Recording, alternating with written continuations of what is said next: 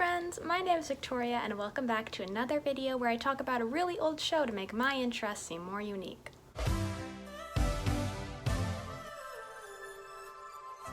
So I used to be a child. You may not have known that about me. And when I was a child, I watched a lot of television, which I'm sure you knew about me. And while I obviously watched a lot of the bigger things at the time, I also watched a few channels that had more obscure content. I was thinking about some of those shows from my youth and realized there were like 500 I wanted to talk about, but I ultimately decided on the choice I made today because revisiting it was one of the oddest experiences I've had in a while. And I'll tell you more about that in a second, but I suppose I should start by telling you what I'm referring to. Today we will be discussing the 1969 children's puppet program HR Pufnstuf. It was produced by the icon Sid and Marty Krofft and ran for one season of 17 episodes. Now, as I was getting to, I made the mistake of first rewatching this show in the nighttime, and I was a little unsettled because it consists mainly of these life-sized puppets that aren't the most comforting to look at in the dark, and as I was watching it, I kept thinking like, this might explain a lot of the things that are currently wrong with me. And I was really concerned about my well-being, and then I was like, I can't even put this on the internet because I'm just going to scare everybody else. But then I rewatched it in the daytime, and I totally understand why I used to like this show.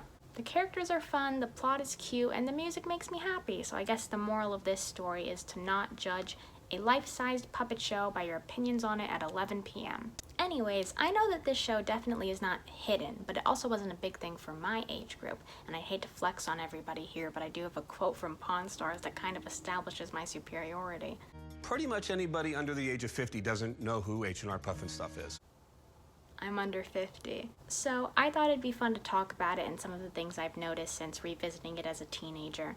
If you've never seen it, then this can serve as an introduction, and if you have, then this is just a fun little discussion. As I said, I haven't seen it in a while. I'm in no way an expert on the topic, so I think we'll end up learning a lot together.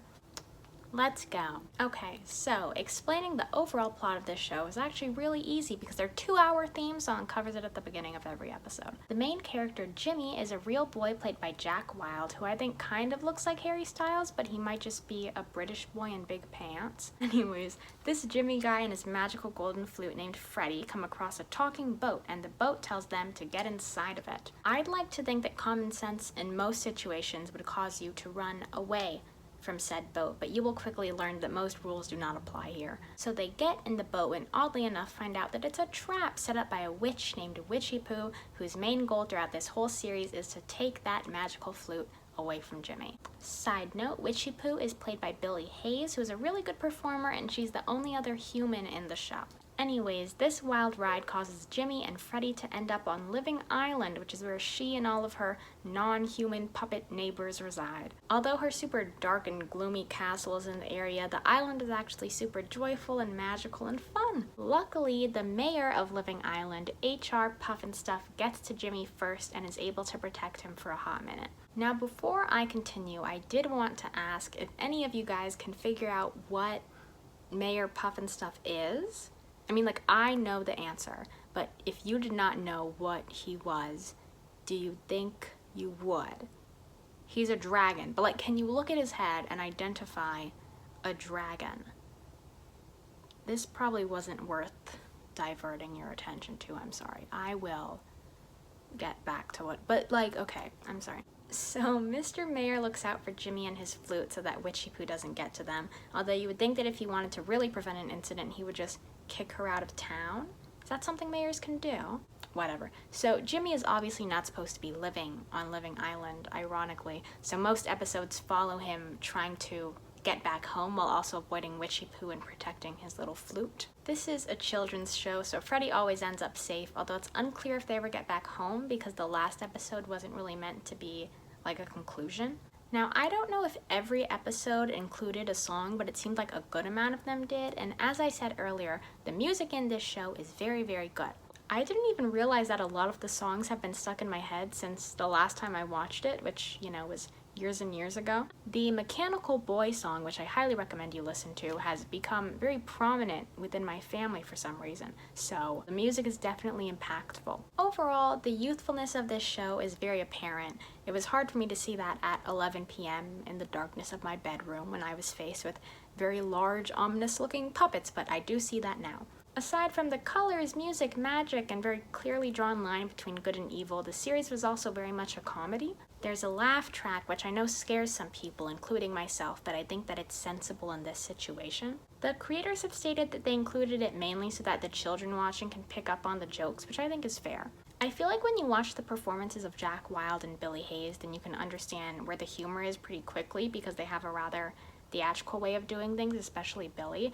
But when you're talking about the puppets who can't express those things as visually, at least to that extent, then you can understand how a laugh track could help the kids. So I think it's safe to come to the conclusion that this is a kids show. Like, whether you're hearing about it right now for the first time or you've known about HR Pufnstuf for your whole life, you can establish that it's for children. However, there have been rumors that this show was not so child friendly, and this is stuff I didn't pick up on until I was doing the research for this video, so I thought I should share them with you and see what your opinions on them are. So, essentially, a lot of people believe that HR Pufnstuf and drugs have a lot in common. And you might be thinking, Victoria, I could take one look at this show and see that drugs were involved, and I would say, you might be right, but we might be thinking about different things here. There are people who think that they were like pushing them on to their child audience. There are theories that the title itself refers to puffing stuff, which is apparently a thing you can do with drugs.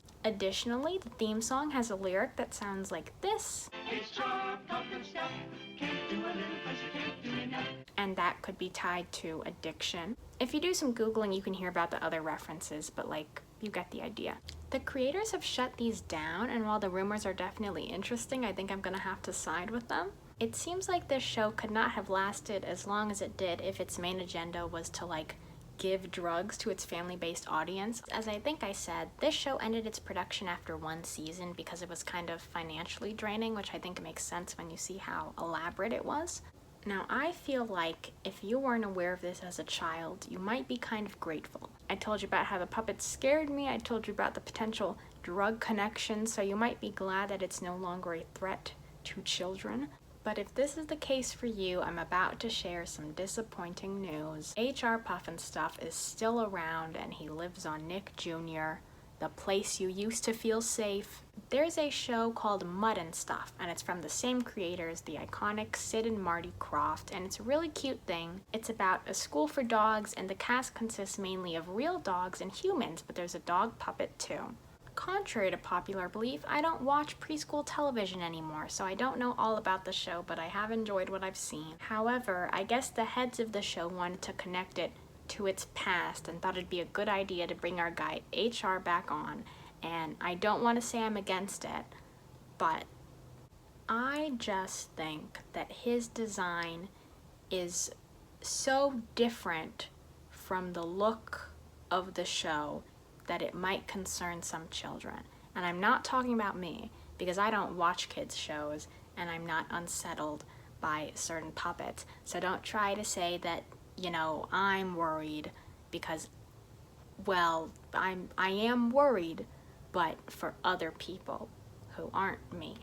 Anyways, Pufnstuf is supposedly the uncle of the main dog puppet, whose name is Stuff. And I don't even want to think about how that works, because he's a dragon. So, while Pufnstuf is there, he decides to bring his little magical looking trees to the place, and this is where I draw the line, because I don't trust those guys around dogs or children or me, and I don't want to see him on the premises again. I should probably end my video now, huh? Jokes aside, I am an HR Pufnstuf fan. I loved watching it as a kid, and I had so much fun revisiting it this week and seeing things that I hadn't seen for a very long time. I hope you were able to get something out of this video, whether you're a fan or not. If you hadn't heard of it before this, I think you should give it a watch. My favorite episode is called Showbiz Witch, but I think you'd have a good time with any of them. Ultimately, I'd just like to thank you for sticking around for the video. I think this contained the most bad jokes I've ever attempted to make in one video. So if you stuck around for that, I appreciate it. If you enjoyed the video, you could like or subscribe. I say this every video, but I just don't want people to think that I think I'm good at this. Like, I know I'm not a YouTuber. I just make these things because I like talking about stuff. So if you for some reason want to stick around for that, you may. If you'd like to continue the discussion, you can leave a comment because I like to see what other people think about this very interesting show. I can't think of anything else I want to say, so I think I'm gonna wrap it up now. Thank you very much for watching, and I will be seeing you. Bye!